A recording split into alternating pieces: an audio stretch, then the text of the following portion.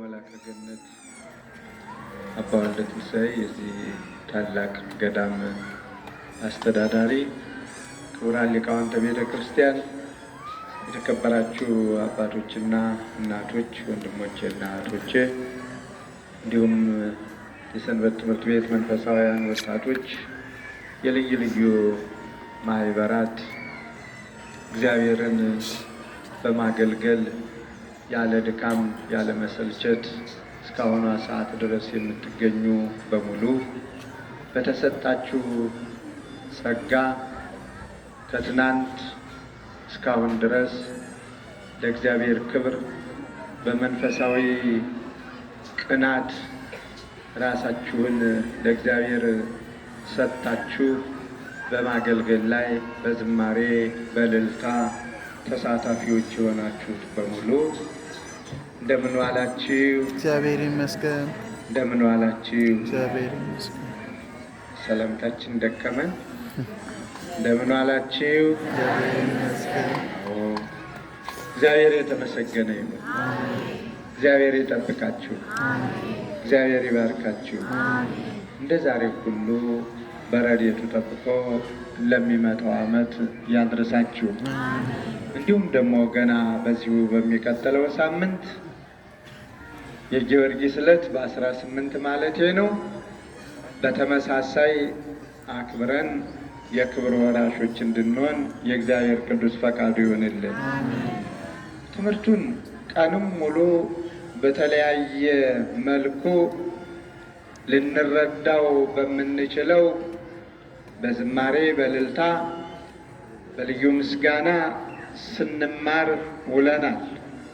ትልቁ ቁም ነገር የሰማነውን በልቡናችን ያሳደረበት።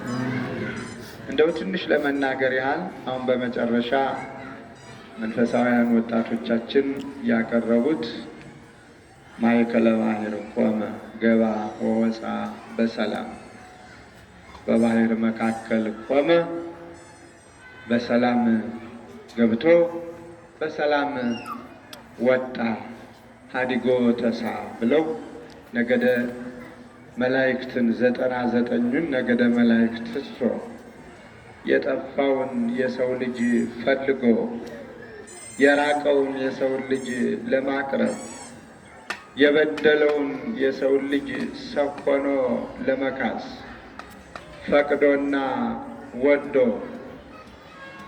እነሆ ጥምቀትን ለእኛ ለመባረክ እሱ በመጠመቁ የሚያገኘው አንዳች ነገር የለውም። እኛ በጥምቀቱ ግን ልጅነት አግኝተን ልጆቹ ተብለን በነፃነት እንኖር ዘንድ ፈቅዶ 99 ነገደ መላእክት ትቶ ያውም ምስጋና ብቻ ስራቸው የሆነው ሌላ አይደለም። ይህንን ፍጠርልን፣ ይህንን አድርግልን የሚሉት ነገር የለም። ስራቸው ምስጋና ብቻ ነው።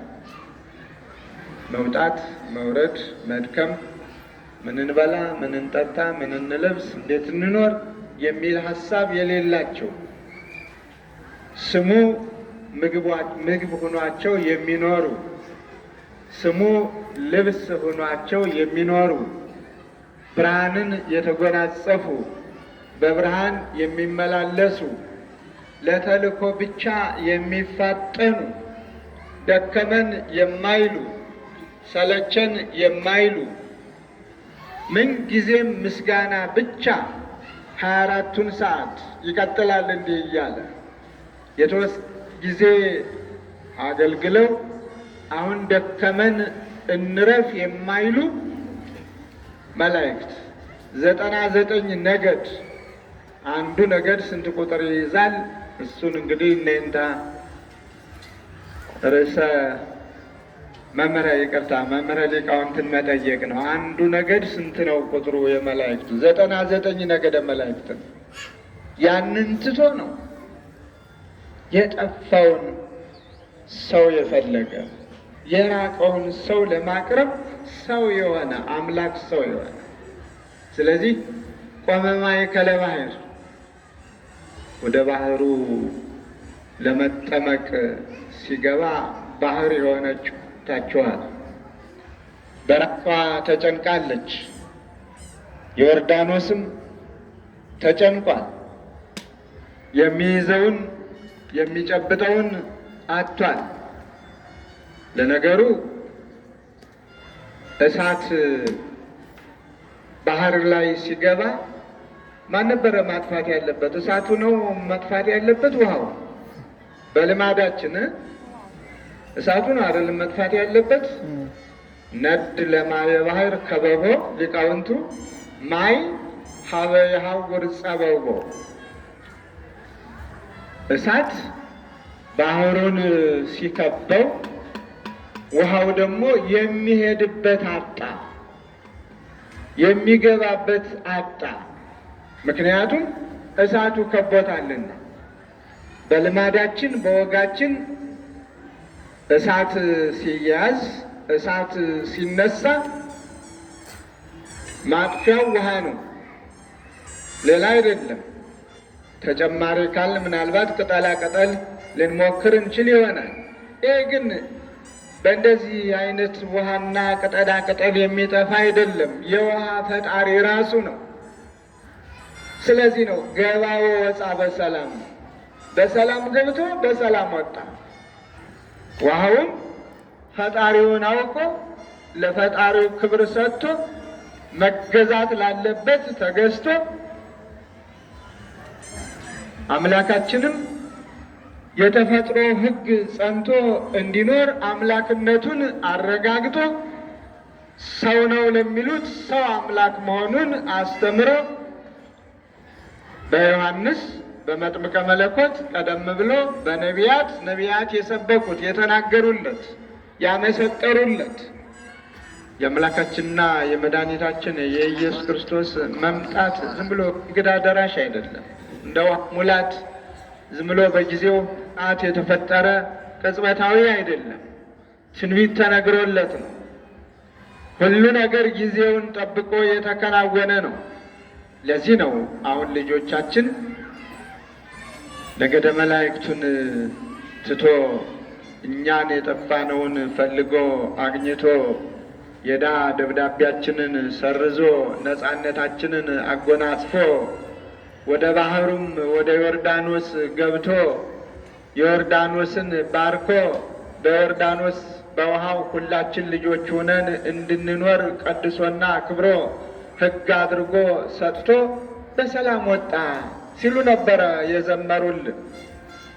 ዮርዳኖስ እንደምታውቁት ከላይ ምንጩ በዓይን ያያችሁ በዓይን በታሪክ የተማራችሁት በታሪክ ምንጩ አንድ ነው። ከላይ አባቶቻችንም እንዳስተማሩ አንድ ነው።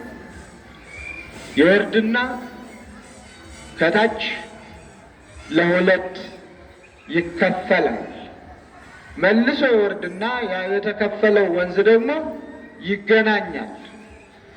ከላይ አንድ መሆኑ ማንኛውም የሰው ልጅ ነቁ ምንጩ ይዘቱ ከአንድ ከአዳምና ከሔዋን መገኘቱን ነው አበው ሊቃውንቱ የሚያመሰጥሩልን ምሳሌ አድርገው። መለያየቱ ደግሞ ሕዝብና አሕዛብ የሚያምኑ የማያምኑ ተብሎ ለሁለት መከፈሉ፣ እንደገና ደግሞ ሕዝብም አሕዛብም መጨረሻ አንድ መሆናቸው መገናኘቱ። ዮርዳኖስ በብዙ ምስጢር የታጀበ ከወንዞች ሁሉ የተባረከ ስሙና ቦታውን ስናየው ሊለያይ ይችላል። ዮርዳኖስ ዛሬ ስናየው ከአባይ ጋር ካነጻጸር ነው ከምኑም ምን ሊሆን አይችልም። አባይ 10 ጊዜ ይበልጠዋል። በንጽህናውም በጣፋጭነቱ በሁለመናው ዮርዳኖስ ጨዋማ ነው። ደግሞም ጥራቱም ይህን ያህል የሚባል አይደለም። ሁልጊዜም ግን አምላካችን መድኃኒታችን ኢየሱስ ክርስቶስ ያነሰውን ከፍ ማድረግ፣ የተናቀውን እንዳይናቅ ማድረግ፣ ለክብር መምረጥ የእሱ ትልቁ ባህሪው ነውና ዮርዳኖስን ቀድሶ አክብሮ እኛም በዚሁ አማካኝነት ተወልደን ልጆቹ ተብለን በሰላም ገብተን በሰላም እንድንወጣ የፈቀደልንና ከባሕረ ጥምቀቱ ደርሰን እግዚአብሔርን እያመሰገን እዚሁ ታቦተ ሕጉ ወደሚያድርበት ወደሚኖርበት እግዚአብሔር ወደሚመለክበት ስሙ ወደሚመሰገንበት የክብሩ ግምጃ ቤት ወደ ሆነችው ወደ ቅድስት ቤተ ክርስቲያን ሁላችንም ቅዱስ ሥጋውን ክቡር ደሙን ወደምንመገብበት አምላካዊ ቃሉን እየተማርን ወደምንኖርበት በጠዋት በማታ የእግዚአብሔርን ቸርነቱን ወደምናደንቅበት በሰላም ወጥተን በሰላም ገብተናልና ክብርና ምስጋና ላንተ ይሁን ብላችሁ አመስግኑ። የእግዚአብሔርን ቸርነት አድንቁት። መካስ የነበረበት የበደለ የሰው ልጅ አጥፍቻለሁ ብሎ ንስሐውን ተቀብሎ ማድረግ ያለበትን ሁሉ ማድረግ የነበረበት የሰው ልጅ የማይሻውን የሻ የማይፈልገውን የፈለገ የማይጠቅመውን የመረጠ የሰው ልጅ ሰው ግን ባደረገው በጥፋቱ በወንጀሉ በራሱ የመዳን አቅም የለውምና አምላካችን መድኃኒታችን ኢየሱስ ክርስቶስ በፍጹም ፍቅሩ ከፍጹም ፍቅሩ የተነሳ እሱ ሰው ሆኖ ነፃነትን ሰጥቶናልና ለዚህ ፍቅሩ፣ ለዚህ ውለታው፣ ለዚህ አባትነቱ፣ ለዚህ ጌትነቱ ክብር ይገባዋልና ክብርና ምስጋና ላንተ ይሁን ብላችሁ እግዚአብሔር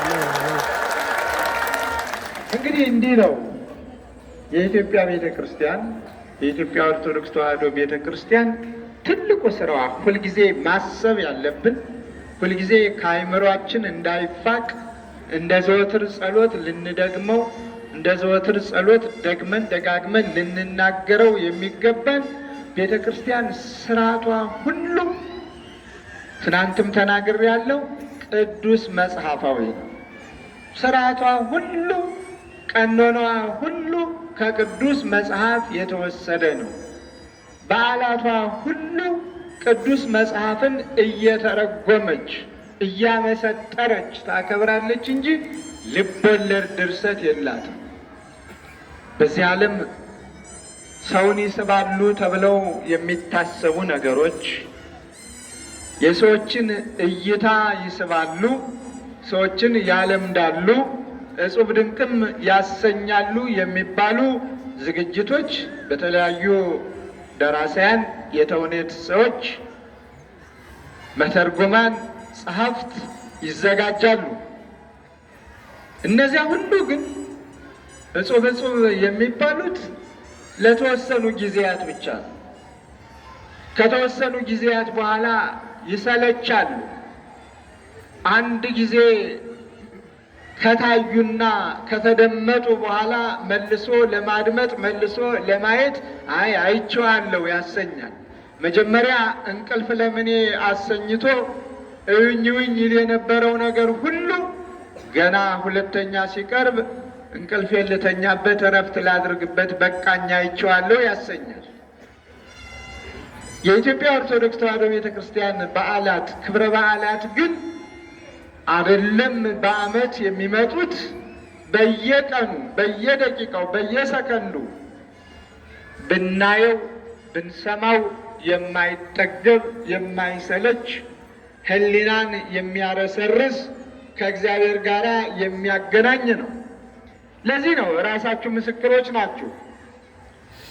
እንደ ቀን ስራ ተወስዶ ለዛሬ ውሎ ይህን ያህል እከፍላችኋለሁ፣ ስለዚህ ቀኑን ሙሉ ምንጣፍ እየተሸከማችሁ እያነጠፋችሁ ከበሮ ይዛችሁ እየመታችሁ በአጠቃላይ ያለማቋረጥ ከጠዋት እስከ ማታ ድረስ እየዘመራችሁ እልል እያላችሁ እንድትውሉ የሚል ነገር ቢመጣ ይህንን የሚችል ሰው ይኖራል?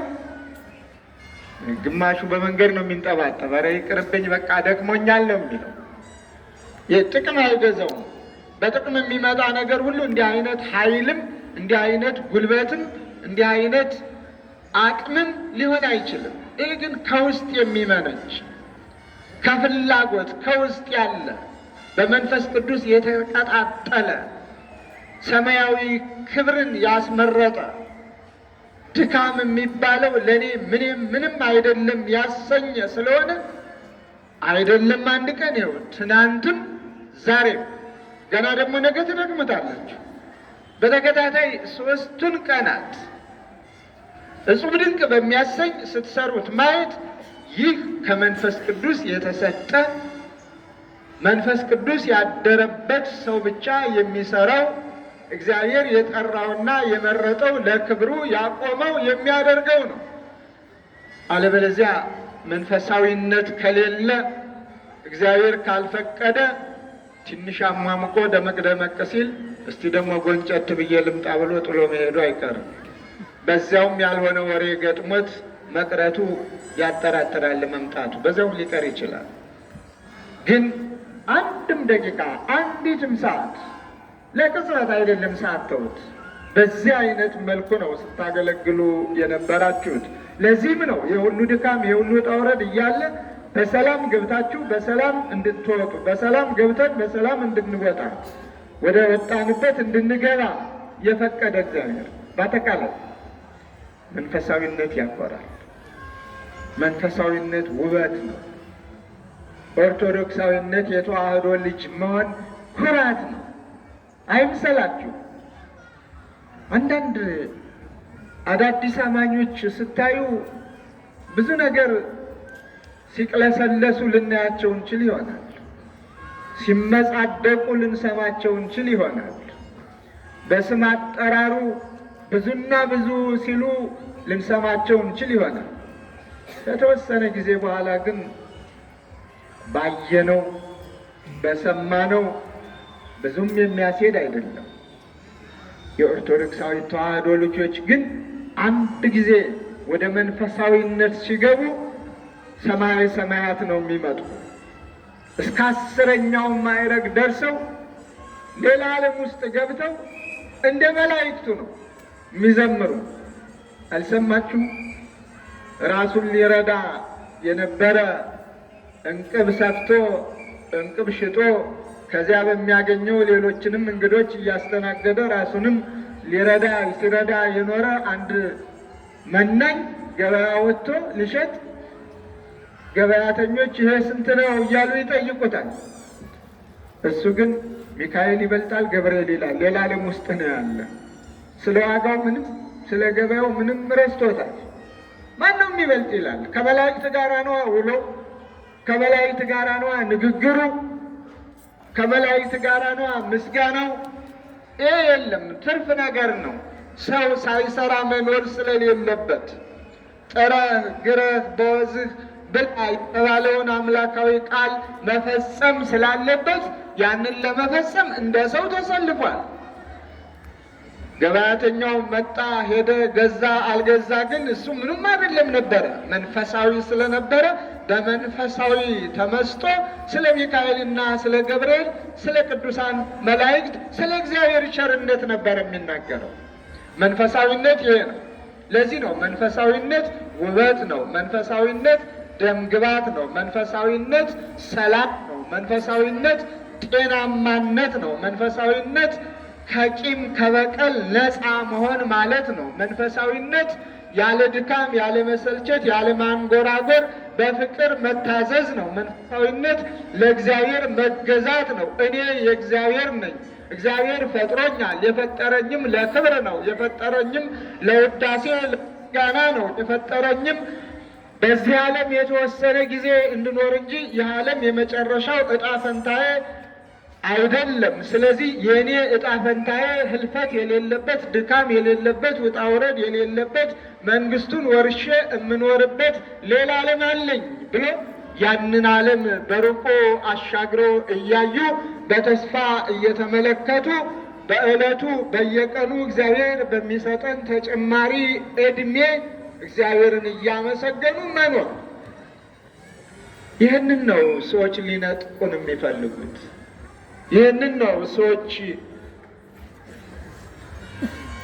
የተለያየ ጨዋታ በማጫወት ሊያሳጡን የሚፈልጉት።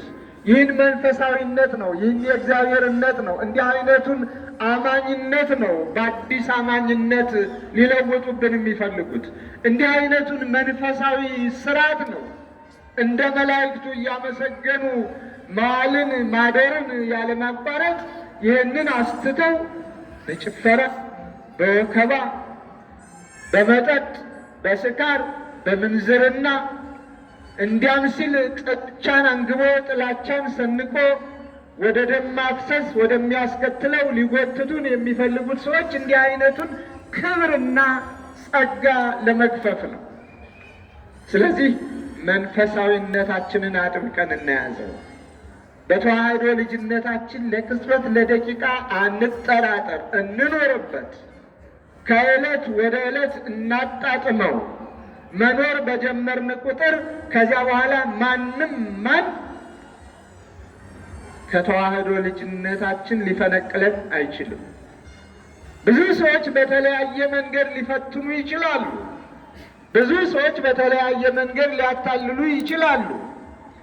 ሰይጣን የማይሰራው ስራ የለምና፣ ስለዚህ ቆራጥ መሆን እንደ አባቶቻችን የጊዮርጊስ ልጆች ቅድም ያሳደገን እያለ ዘማሪው ጥሩ አድርጎ ሲናገረው ነበር።